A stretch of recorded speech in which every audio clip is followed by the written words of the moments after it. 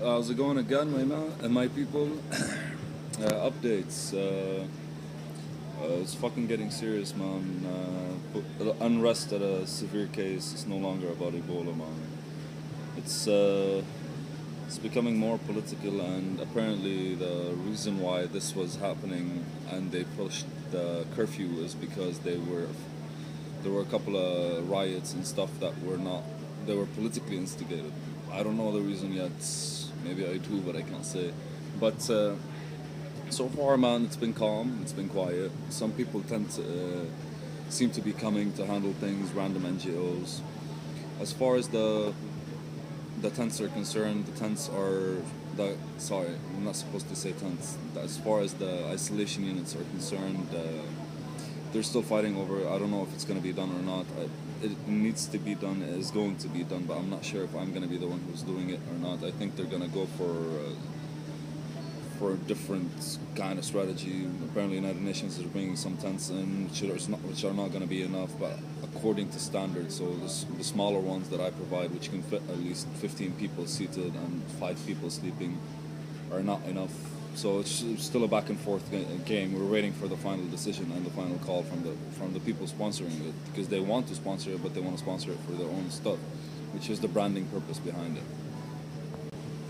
As for life in general, Brussels Airlines today decided that had a problem, I think, in Dakar, so they're holding off the flights from now till Monday, and Tuesday will be updated of what's going on.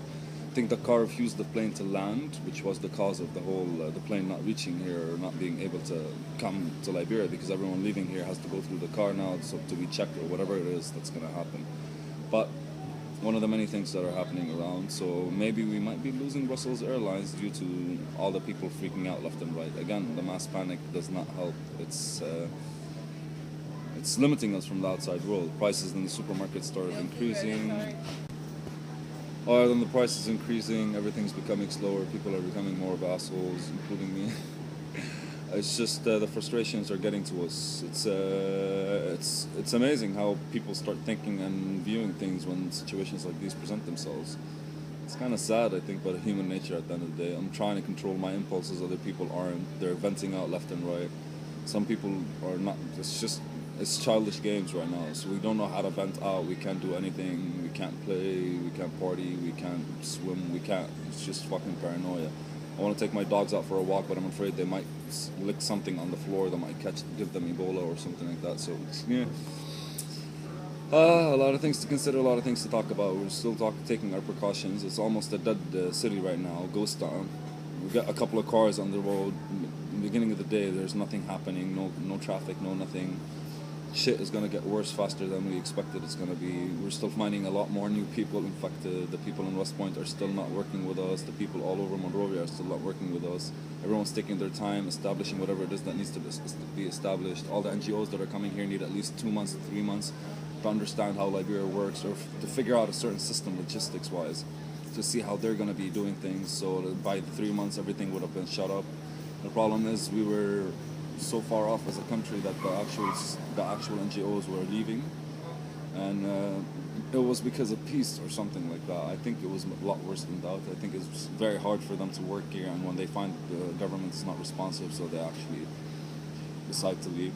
Now some of the NGOs coming back are going to find it harder, because right now everything has to happen right at once. Most of the people that are supposed to be working are not, so the process is going to take a lot more. So I'm not investing that much in them. I'm investing more in the people here, trying to make it happen and trying to make a difference, which is also as well being limited left and right by all the procedures and precautions done by big ass companies who know what they're doing but don't have enough people to do it, and they're not accepting volunteers from here. So I don't know what to say. Share this, and I'll keep you posted. Oh, and one more thing. Yesterday my friend stayed at work a bit late, which means the curfew starts at 9. He finished work by 9:05. His house is 3 minutes away, Randall Street, between Mama Point and Randall Street. On his way home at 9:10, he got caught up by the police. He got beat the fuck down. Not only that, the police officer in charge told the people to beat him while he took my friend's car for a small spin around the block. When he came back, they were still beating him. Then he took care of the people, he gave him his car back, and then continued doing his business. This is what's starting to happen, and I'm looking forward to seeing how the next couple of weeks will evolve.